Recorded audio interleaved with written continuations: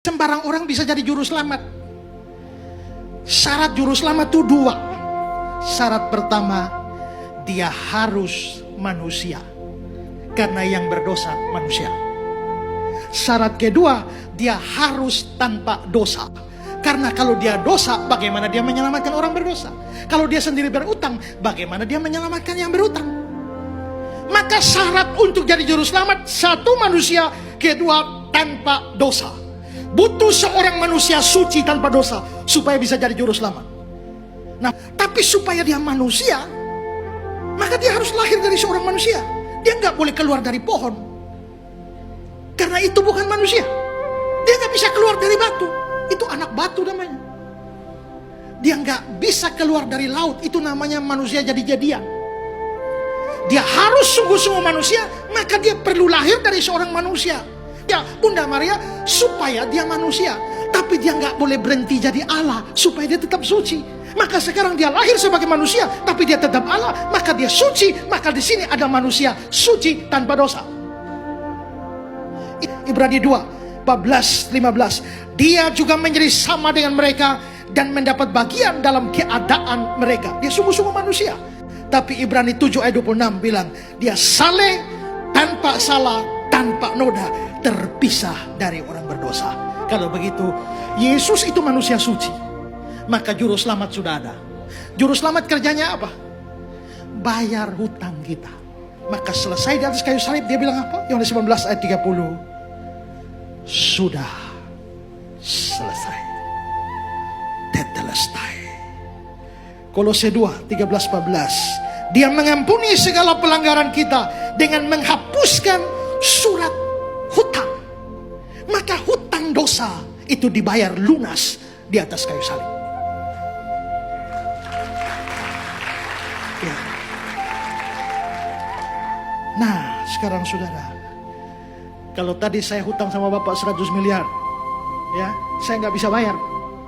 Saya butuh juru selamat. Maka datanglah Bapak jadi juru selamat. Saya utang berapa? 1 miliar.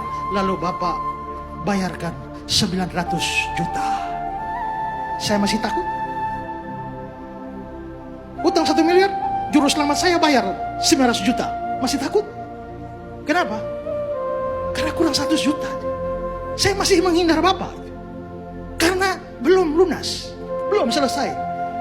Tapi kalau saya utang 1 miliar dan juru selamat saya datang, ya cash 1 miliar sudah selesai, saya masih takut. Bolehkah Bapak menagih lagi pada saya setelah selesai? Ya kan? Dan Yesus sudah bayar semua, sudah selesai.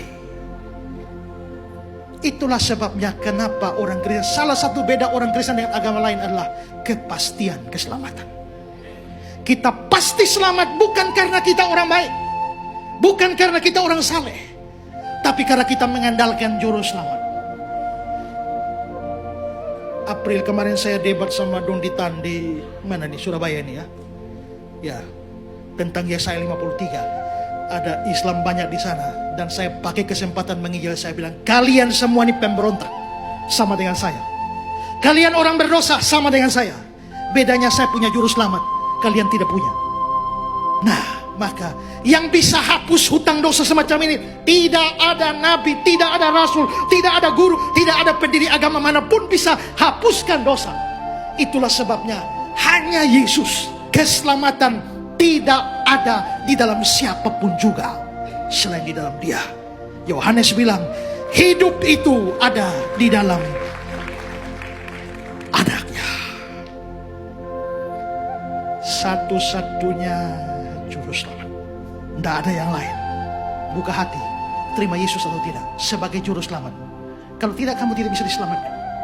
Tapi kalau ya, kamu tidak binasa, melainkan beroleh hidup yang kekal. Kalau begitu, semua harus sungguh-sungguh percaya Yesus. Tapi pesan saya kedua, jangan pernah lepaskan Yesus demi alasan apapun.